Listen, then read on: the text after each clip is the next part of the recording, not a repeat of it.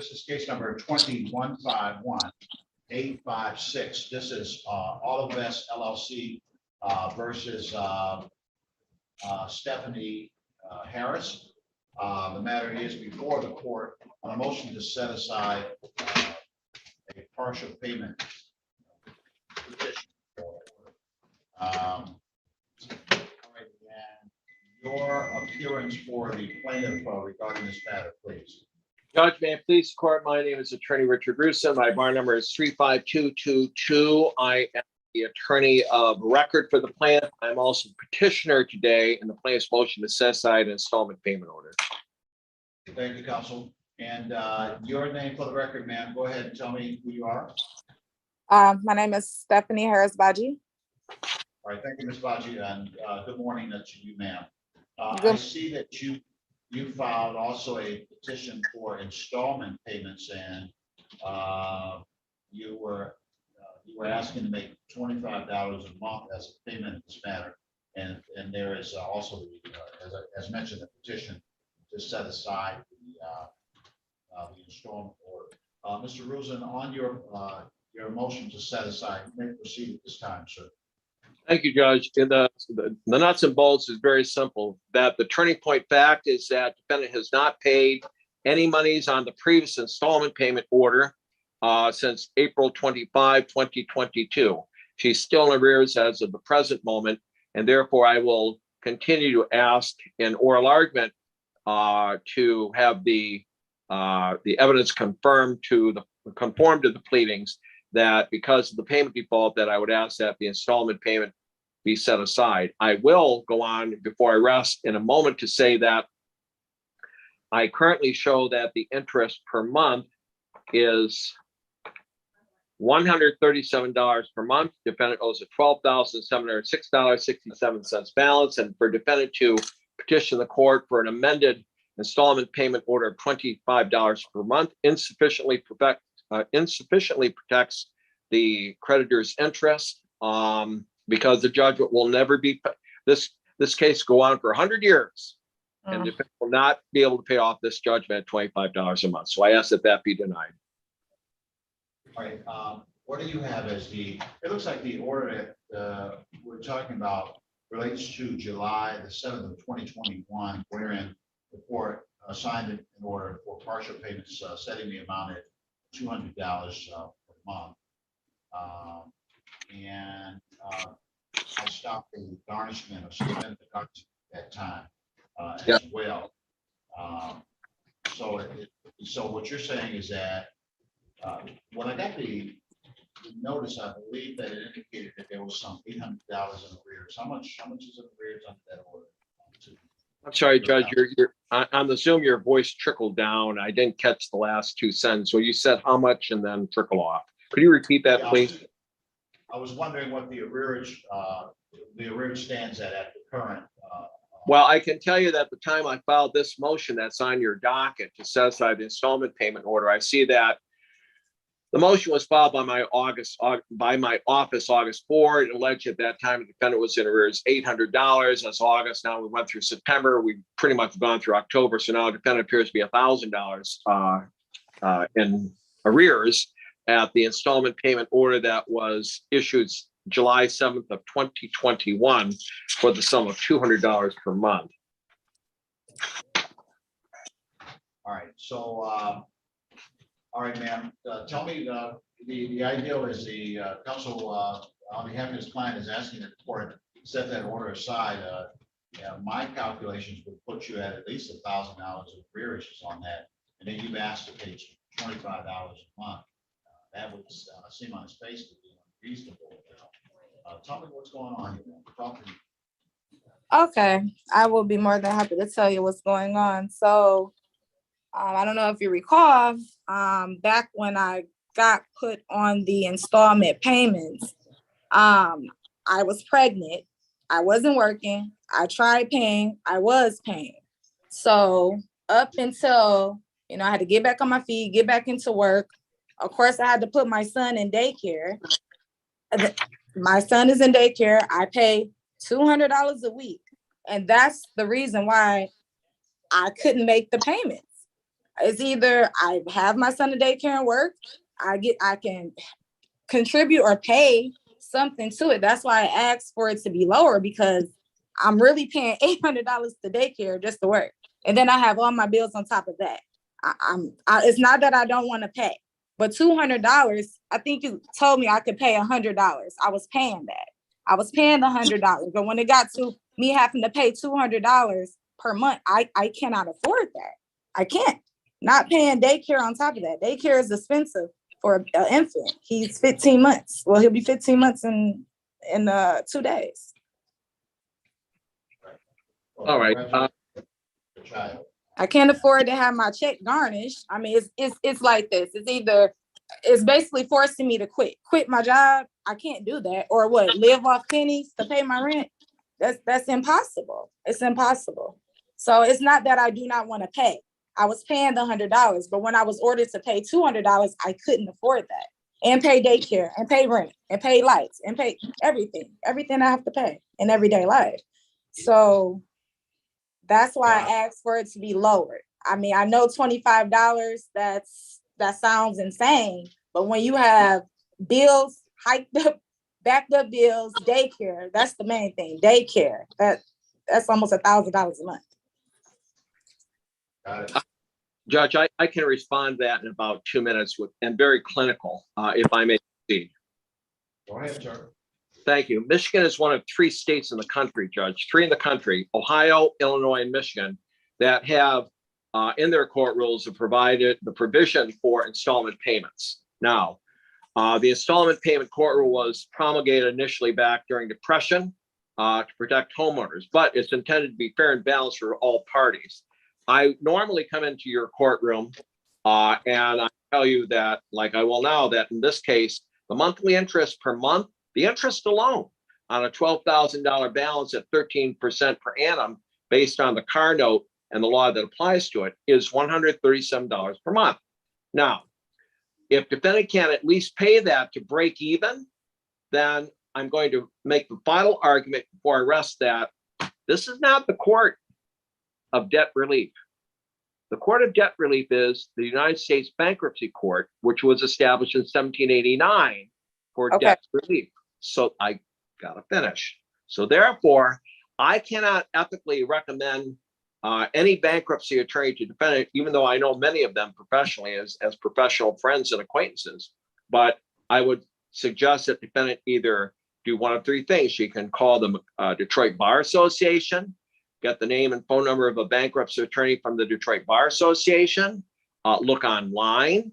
Okay, so bankruptcy attorneys. But unfortunately, I can't recommend. Mr. Rosen, let me stop you for just a moment. Ma'am, I didn't let Mr. Rosen interrupt you while you were talking. I think you already know that you can't talk while somebody else is talking. I think you know that already. Mr. Rosen, you making. So that's what I say, Judge. Unfortunately, $25 a month does not protect the interest of the creditor. This judgment will never be entered. And we were taught in law school that the court does not, or I should say, loath to enter orders that will never be complied with. And therefore, I can't stipulate to $25 a month on defendant's current installment, and I ask that you deny it. On that, I rest. All right, thank you, Counsel. Ma'am, you had something to say? I was just stating that he was optioning bankruptcy. Bankruptcy is going to destroy my credit for the next 7 years, where I'm not able to get anything. Can't get a car, can't drive to work, can't do anything. So I mean, I hear what you're saying to go the bankruptcy route, but I don't think that's best for me. And then I also, sir, I called your company to try to settle, because I recall last year you told me, oh, call during tax season. That's what you told me. Call during tax season to see if you can settle. Okay, you guys, you took my I guess my state or whatever state return, and I kept calling the office to ask them, hey, can I settle? And she said, oh, we can't settle until we get your state tax return. I said, well, on my side, it says that you guys got it. And the lady told me no. And every time I called, She kept saying you guys didn't get it. I don't know if that's true or not. I just know I didn't receive it. And then when I finally spoke to a young lady, she asked me, how much did you want to settle for? I told her, and she basically laughed in my face. So it's not like I'm not trying. I try. I'm trying to pay. I'm trying to balance all the bills.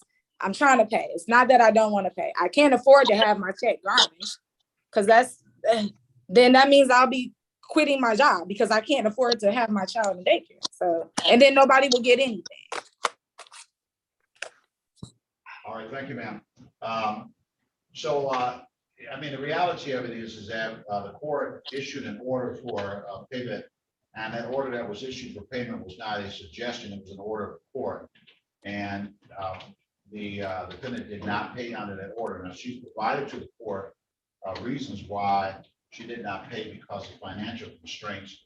I think that Mr. Grusin, on hearing the financial constraints that the defendant has, suggested to her, not by way of any legal advice, but suggested to her the court of debt relief, and that is in fact the bankruptcy court. The window that this court operates with is very narrow in terms of what this court can do in regard to persons that may be in a financial bind and have an inability to resolve their debt. Just as it is important, as horrible as it may sound, to take care of the obligations of our lives as relates to children, house, car, etc. Also, the law elevates our creditors to the place that if they have a judgment against us, that we're obligated to pay our creditors. And then the court is under the constraint that where there is an obligation to pay a creditor and there's a petition for partial payments, the court has to evaluate and assess whether or not the payment that is offered is a payment that is reasonable. I received the petition for partial payments back in July for $25 a month.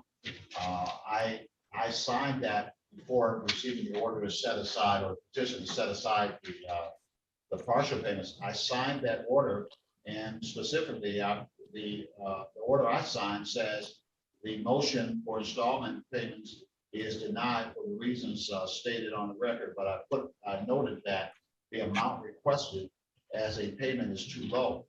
The judgment in this matter is $12,000, in excess of $12,000. The notion of paying $25 a month towards that is not reasonable. There's no scenario under which that could be a reasonable payment. Ms. Bosie has made choices, which we all make choices, and those choices drive what our financial circumstances are. And one of the choices that she made was to purchase a vehicle or whatever this was that resulted in a debt that resulted in a judgment against her. And then subsequent to that time, she's made other choices. The problem is that oftentimes our money doesn't follow our choices voluntarily. But when you have a judgment against you, then your money has a way of following your choices involuntarily. And so the demonstration in this case is that Ms. Bosie did not pay under the order that the court set. The order that she's seeking, $25 a month, I couldn't possibly issue that kind of order in this case. She's now paying about $1,000 or so a month in child care expenses outside the home.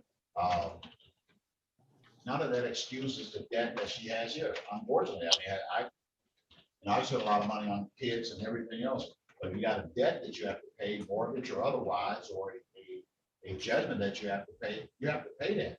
There's no law that gives you the right to say, well, I have children, so I don't have to pay I don't have to pay this debt, or I should pay it at $25. You can't do it that way. The law doesn't allow you to do that. The bankruptcy court is not necessarily the premier choice, but the bankruptcy court is a place that assesses whether a person should be relieved of their debt. This court doesn't do that. I don't have any jurisdiction to do that. And that's the only reason that bankruptcy was mentioned here, is because Ms.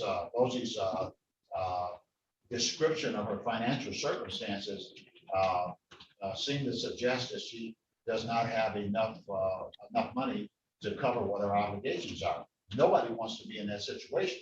But if you're in a situation where you don't have the money to cover where your obligations are, then you need debt relief. You need some type of debt relief, whatever approach you choose to do that, that's what you have to do.